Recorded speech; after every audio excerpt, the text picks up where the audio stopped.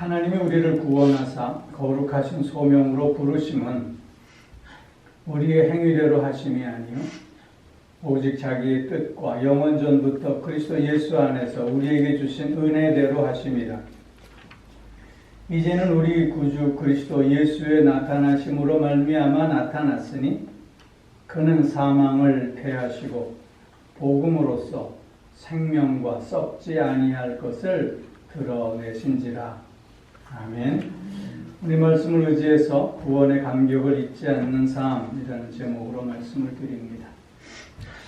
Happy Thanksgiving. 네. 추수감사절입니다. 평소보다도 더 온 마음을 다해서 하나님 앞에 감사해야 하는 그런 주일이고 그런 절기입니다. 어찌 보면 없던 감사도 짠해서 억지로 감사한다고 고백해야 하는 그런 날인지도 모르겠습니다. 근데 여러분, 우리가 하나님 앞에 드리는 이런 감사의 고백들의 그 주제와 내용들이 무엇일까? 그걸 한번 확인해 보고 싶어요. 우리가 드리는 감사의 주제와 내용은 먼저는 우리 소유에 대한 것이 아닐까, 그리고 우리의 상태에 대한 것이 아닐까 하는 생각을 해봅니다. 일용할 양식을 주셔서 감사합니다. 건강을 주셔서 감사합니다. 아픈 몸에서 회복되게 해주셔서 감사합니다. 이렇게 저렇게 일할 수 있게 해주셔서 감사합니다. 자녀들이 무탈하게 잘 자라나게 해주셔서 감사합니다. 뭐 변변히 내세울 거는 없지만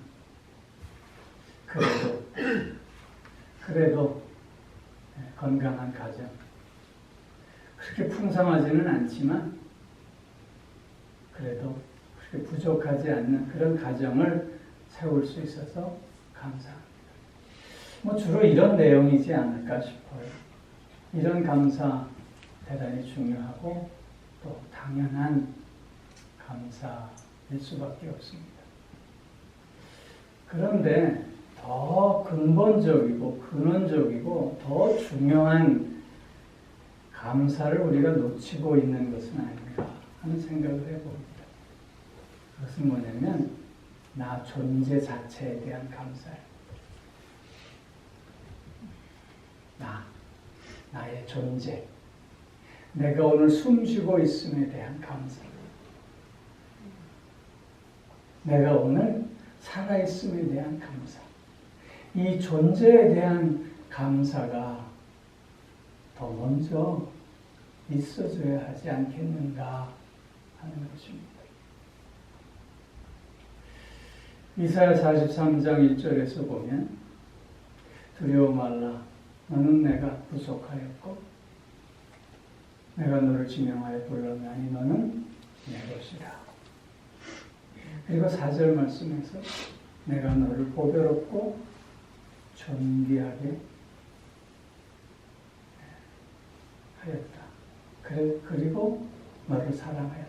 그렇게 말씀하고 있습니다. 즉 우리의 존재 자체가 보배롭고 존귀하게 된 까닭은 먼저 하나님의 구속의 사건이 있었기 때문이라고 하는 것이죠. 즉 하나님으로부터 구원받은 나의 존재가 보배롭고 존귀하고 또한 사랑받을 만하다라고 하는 것입니다. 이것에 대한 감사가 있느냐라고 하는 것이죠. 사도 바울은 나의 나됨이 하나님의 은혜입니다. 그렇게 고백하고 있지 않습니까?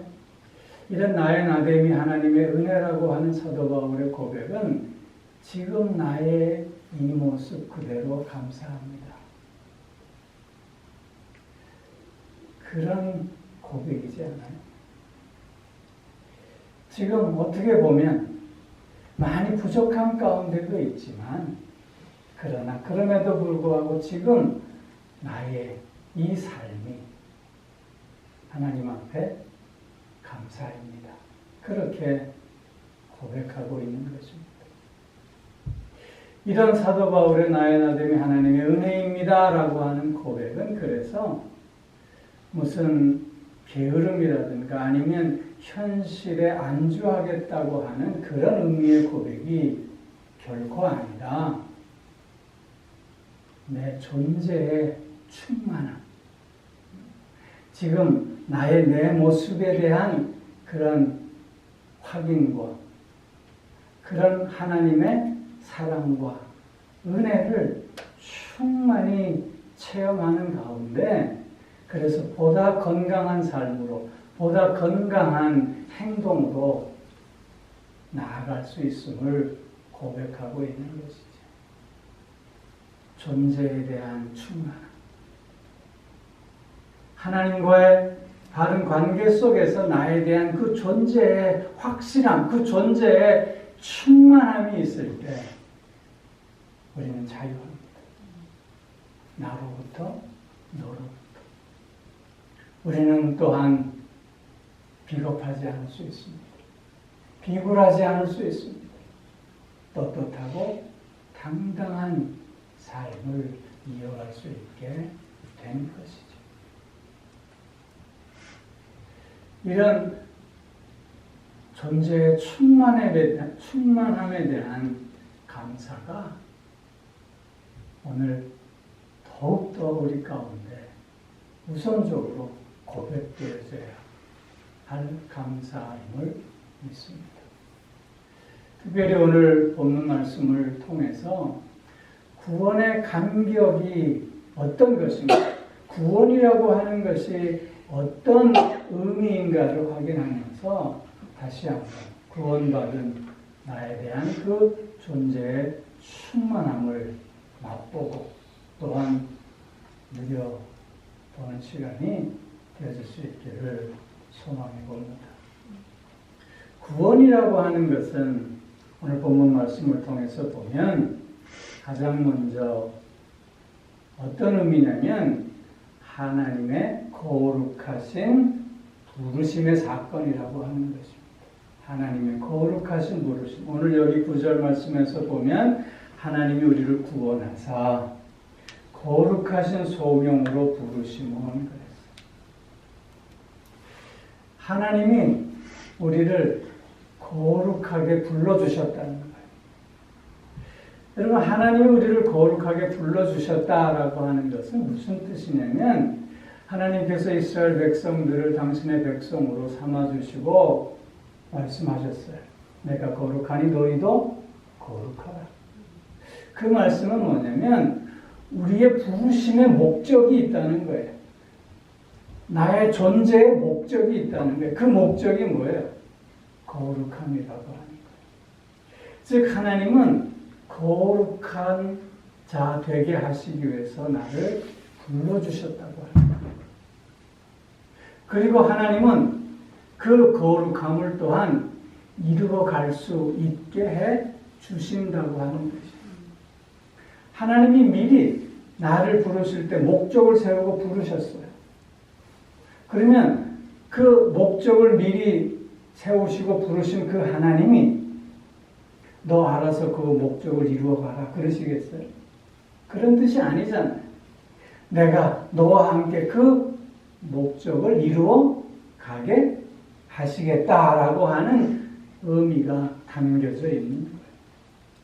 즉 구원이라고 하는 이 사건은 이런 하나님의 거룩하신 부르심의 사건이라고 하는 거예요. 그런데 오늘 본문 말씀에서 보면 그 하나님이 우리에게 이렇게 거룩한 부르심을 부르신 까닭은 제일 먼저는 우리의 행위대로 하심이 아니요 그랬어요. 행위대로 한 게 아니라는 거예요. 즉 하나님의 부르심은 우리에게 자격이나 조건을 묻지 않으신다고 하는 거예요. 나의 의지가 얼마나 강한가? 나의 능력이 얼마나 큰가? 나의 노력이 얼마나 애틋한가, 내가 얼마나 자기를 쳐서 복종시키며 경건의 훈련을 하고 있는가, 이런 거 보지 않으신다. 이런 것으로 하나님께서 우리를 부르신 것이 아니라고 하는 거예요. 그러면 하나님이 우리를 부르신 까닭이 무엇인가? 그것은 오늘 본문에서 보면 하나님의 뜻 안에서 하나님이 이미 시작하신 은혜의 사건이라고 하는 거예요. 하나님께서 우리를 구원하시는 구원의 사건은 하나님께서 우리를 거룩한 자로 불러주신 이 부르심의 사건은 하나님의 뜻 안에서, 하나님께서 세우신 그 뜻 안에서 하나님이 이미 시작하신 은혜의 사건이다. 여러분, 이 말씀은 우리의 믿음의 근거가 얼마나 흔들릴 수 없는 것인가를 설명해 주고 있는 말씀이에요. 하나님이 미리 시작하신 은혜의 사건이 곧 구원이다. 결코 나로부터 시작된 사건이 아니라는 거예요. 내가 믿음이 있기에 그게 아니라는 거예요. 하나님께서 당신의 뜻 가운데 미리 시작하신 은혜의 사건이라고 하는 뜻은 우리의 삶의 조건과 환경이 바뀐다 할지라도 변화되어질 수 없다는 거예요. 우리의 감정이, 우리의 느낌이, 우리의 생각이, 우리의 확신이 흔들린다 할지라도, 이렇게 저렇게 요동친다 할지라도, 또한 때론 의심이 든다 할지라도 그것이 바뀔 수 있는 것이 아니라고 하는 걸 의미하고 있는 거예요.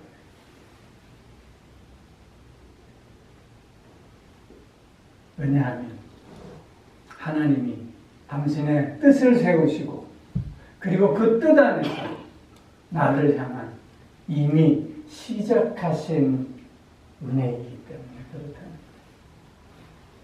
거예요. 내가 어떻게 하나님 앞에 반응하느냐와 상관없이 하나님께서 미리 정하시고 미리 시작하신 은혜의 사건이기에 오늘도 우리는 나의 흔들림 속에서도 하나님을 바라볼 수 있게 되었음을 강조하고 있는 거예요. 또한 하나님께서 우리를 부르신 이 부름의 사건은 영원전부터 미리 계획하신, 미리 준비하신 은혜의 사건이라고 하는 것이죠. 여기 오늘 본문에 보면 영원전부터 그리스도 예수 안에서 우리에게 주신 은혜대로 하십니다. 그래서 영원전부터 미리 준비하신 은혜의 사건이다. 이 말씀은 우리가 하나님의 자녀로 살아가는 데 있어서 하나님께서는 늘 우리를 붙들고 계신다고 하는 걸 드러내고 있는 말씀이에요. 여러분, 하나님은요, 우리가 흔들린다고 해서 떠나가시지 않습니다. 하나님은요, 우리가 혹 실패하고 범죄하고 좌절 가운데 있다 할지라도 우리를 버리시지 않으십니다. 하나님은요, 나는 변해도 하나님은 변하시지 않으시는 하나님이십니다. 즉, 영원전부터 이미 준비하신 은혜의 사건이라고 하는 것은 나를 향한 하나님의 사랑은 조건적인 사랑이 아니라 의지적인 사랑 속에 있음을 말씀하고 있는 거예요. 즉, 나의 조건이 변할 때마다 이렇게 저렇게 달라지는 사람이 아니라 하나님은 당신의 의지를 가지고 내가 너를 사랑하나 네 모습이 어떠하든지 간에 너에 대한 나의 사랑이 멈추지 않을 거야. 그렇게 말씀하시는 거예요. 즉 나는 하나님을 떠나 돌아서는 그 순간에도 하나님은 나를 향해 하나님 노릇을 계속해 주신다고 합니다. 구원이라고 하는 것은 이렇게 거룩한 부르심의 사건인데 이 거룩한 부르심의 사건을 한마디로 요약하면 주님은 이미 그리고 언제나 나와 함께해 주십니다. 라고 하는 것이에요. 이미 already 언제나 and always to be with me, to be with us. 나와 함께해 주십니다. 나의 상황이 어떠하든지 간에 나의 마음이 어떠하든지 간에 나의 처지와 형편이 어떠하든지 간에 이미 나와 함께 하시고 그리고 내가 알든 모르든 내가 고백하든 고백하지 못하든 언제나 함께 하시는 하나님. 그것이 구원의 의미라고 하는 거예요. 구원의 의미는 그래서 끝없는 부르심의 연속입니다. 구원은 그래서 이례적인 사건이 아니라 오늘도 계속해서 나의 삶 가운데 반복되어지는 사건. 그렇게 우리는 이 구원의 감격을 잊어서는 안 된다고 하는 거예요. 두 번째로 구원이라고 하는 것은 새로운 패러다임의 사건이에요. 그리고 패러다임이라고 하는 것은 세상을 보는 관점이라든가 혹은 사람들의 이 사고 체계를 얘기하는 거예요. 그 새로운 패러다임이라고 하는 건 새로운 질서를 만들어 간다고 하는 뜻이거든요. 우리가 역사적으로 보면 좋은 그 예들을 우리가 많이 찾을 수 있는데 천동설과 지동설. 천동설은 뭐예요? 지구가 딱 중심으로 태양이 그리고 별들이 이렇게 돈다고 생각했었어요. 그런데 코페르니쿠스라는学자가 나타나서 뭐라고 얘기해? 아니다. 태양을 중심으로 지구가 도는 거다. 그렇게 얘기해. 우리가 코페르니쿠스적 발상의 전환 그런 얘기 하잖아요. 그만큼 패러다임이 확 바뀌어버린 거예요.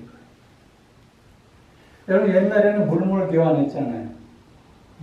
소 한 마리 살려면 달구지에 쌀을 한가득 싣고 가야 됐어요. 그런데 화폐가 쓰여지기 시작했어요. 얼마나 편하네요. 요즘에는 돈다발 들고 다니면 범죄자로 의심받잖아요. 요새는 그 화폐도 필요 없어요. 플라스틱 머니라고 하는 카드 하나인데 이제는 카드도 필요 없어. 전화 하나면 다 돼. 이런 삶의 모든 것이 변화가 되었잖아요. 이게 패러다임의 전환이에요. 옛날에는요, 목소리 큰 놈이 이겼어요.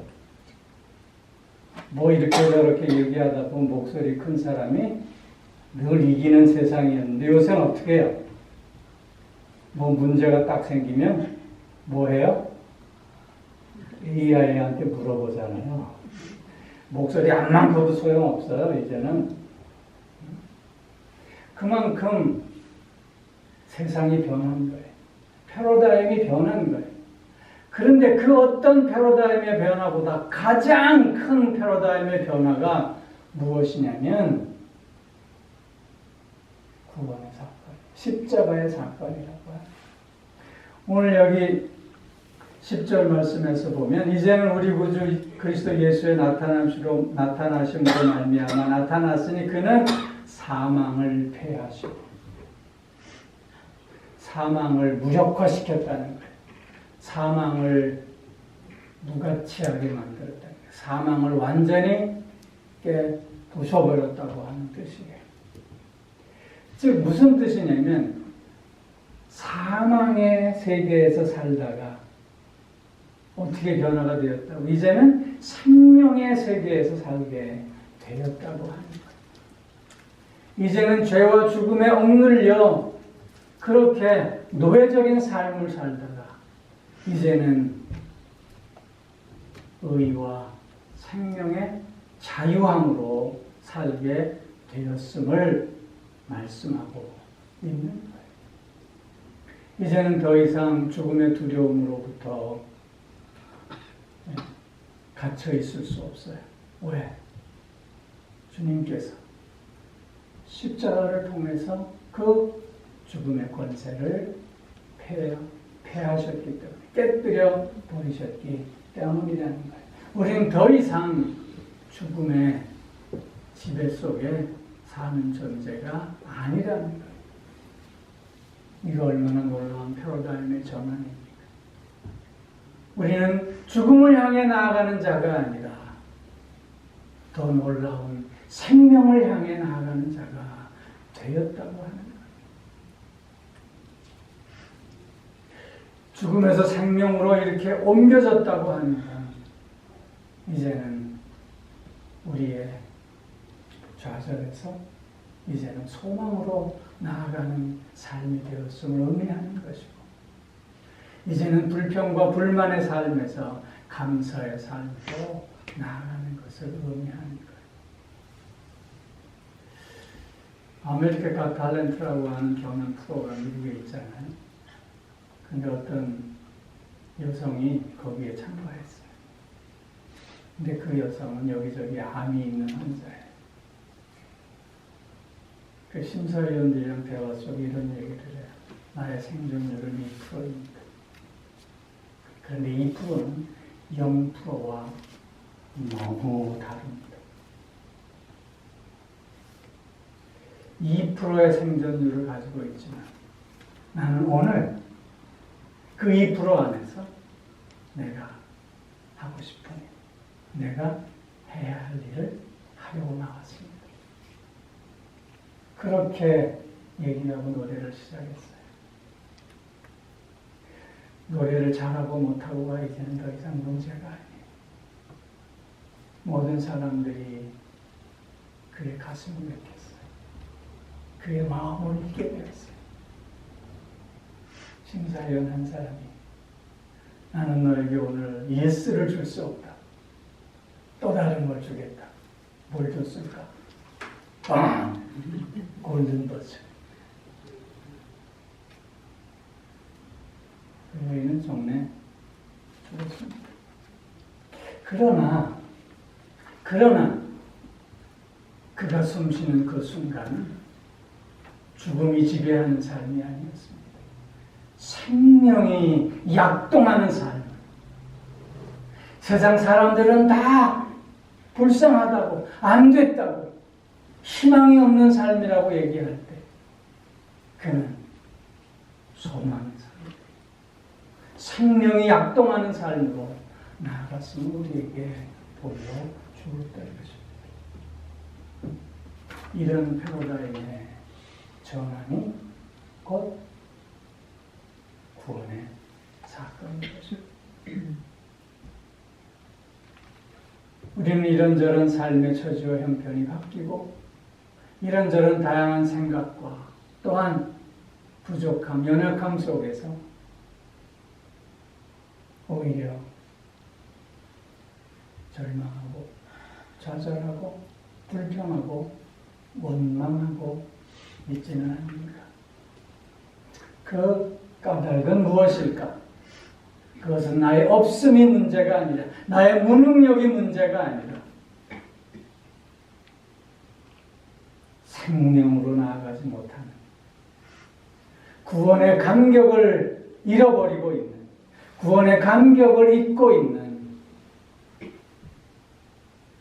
나의 모습 때문이 아닐까. 우리는 다시 한번 확인해 보아야 할 것입니다. 한 가지 더, 구원이라고 하는 것은 어떤 의미냐면 영원한 생명의 사건이라고 하는 것입니다. 그는 사망을 패하시고 복음으로써 생명과 썩지 아니할 것을 드러내신지라. 생명과 썩지 아니할 것을 드러낸 사건이다라고 하는 것이 영원한 생명의 사건.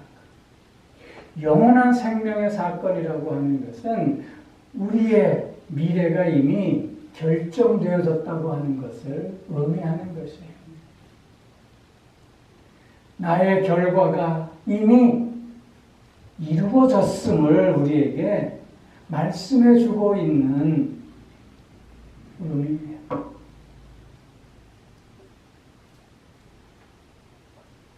내가 구원받았다고 하는 이 사실은 그래서 바뀔 수 없는 사건. 오늘 내가 연약함에 있다 할지라도, 오늘 내가 어리석은 가운데 빠져 있다 할지라도, 오늘 내가 나의 욕심 속에 파묻혀 방황한다 할지라도 하나님께서 나에게 허락하신 이런 영원한 생명에 대한 그 약속은 변할 수 없다라고 하는 거예요. 그렇기에 우리는 오늘도 구원받은 존재로서 나 자신에 대한, 나 존재에 대한 충만함도 잘 골라야 될 줄로 믿습니다. 여러분, 갓 태어난 어린아이들을 보면 어떤 마음이 드세요? 신기하잖아요. 귀하잖아요. 사랑스럽고 감사하잖아요. 어린아이로 안 태어난 사람 있습니까? 우리 모두 다 그렇게 신기한 존재로, 존귀한 존재로, 사랑받을 수밖에 없는 존재로, 감사의 존재로 태어났어요. 그렇게 하나님께서 우리를 이 땅에 보내주셨어요. 그게 나이 들어 늙어진다고 변했을까요? 그렇지 않잖아요. 그 모습, 그렇게 우리를 이 땅에 보내주셨던 그 하나님이 오늘도 나를 그렇게 존귀한 존재로, 보배로운 존재로, 사랑받는 존재로 여겨주십니다. 당신의 구원의 섭리 속에서. 그렇기에 오늘 추수감사절을 맞아 존재에 대한 감사를 더 온전히 하나님 앞에 올려드리는 우리가 되어질 수 있기를 바랍니다. 아멘. 구원의 감격을 이제는 잊지 않고 순간순간 상황마다 나의 나됨을 고백하고 감사하는 존재의 충만함 속에 오늘을 살아가는 우리 모두가 꼭 되어질 수 있기를 주의 이름으로 기도하겠습니다.